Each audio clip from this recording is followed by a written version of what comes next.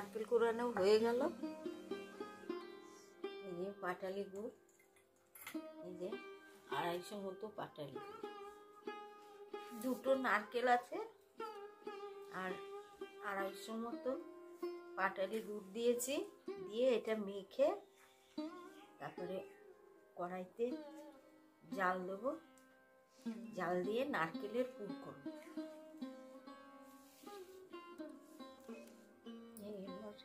নারকেলটা মাখা হয়ে গেছে, আমি নারকেলটা দিয়ে দিচ্ছি, মাখা নারকেলটা।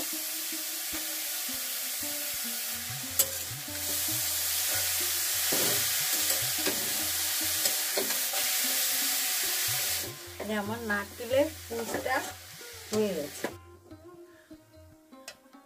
কড়াইতে জল দিচ্ছি, এখানে এই যে একটু নুন দিলাম, সন্দক নুন দিলাম একটু। এবার জলটা আস্তে আস্তে ফুটে, চালের গুঁড়িটা দিয়ে দেবো।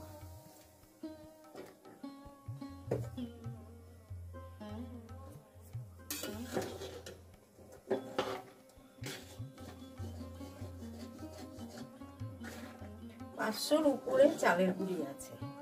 আমি চালের গুঁড়িটা বাড়িতে মিক্সচারে বানিয়েছি। চালের গুঁড়িটা কড়া হয়ে গেছে, এখন আমি নিচে নামাবো, নামিয়ে গরম গরম মাখবো।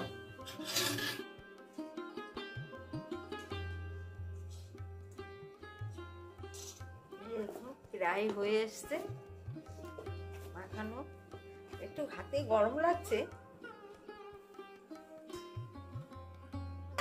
চাল মাখাটা এই যে ঢেকে রাখলাম, এই দেখুন আমি চাল মাখাটা এই যে ঢেকে রাখলাম, না হলে ঠান্ডা হয়ে গেলে আর হাওয়া বাতাস লাগলে শক্ত হয়ে লেচি করে তারপরে পিঠেগুলো করবো। অল্প করে নেব আর লেচি করবো আর পিঠেগুলো তৈরি করবো।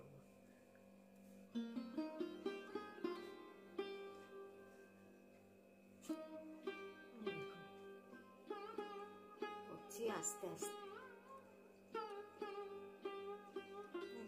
বাটিটা হয়েছে,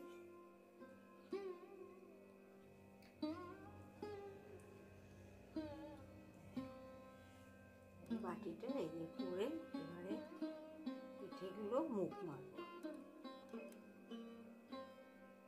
দেখুন আমি মুখ মারছি।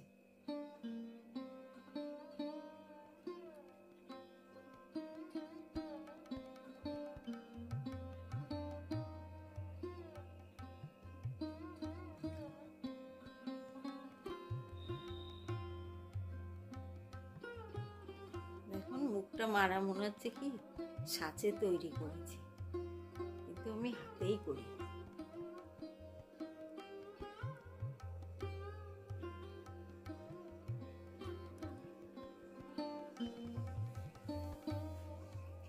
এটা দুধ দিয়ে আর পাটালি গুড় দিয়ে এটা দিচ্ছি।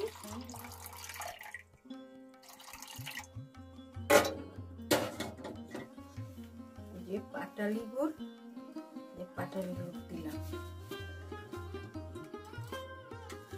আর একটু গুড় লাগছে, ওই জন্য আর একটু গুড় দিলাম।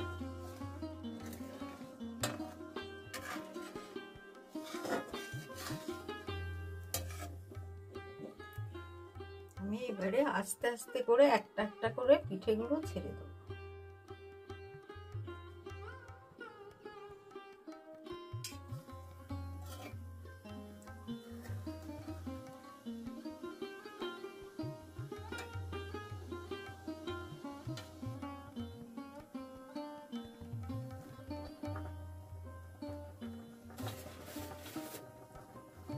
দেখুন আমার পিঠেটা হয়ে গেছে, এই যে সিদ্ধ হয়ে গেছে পিঠেটা।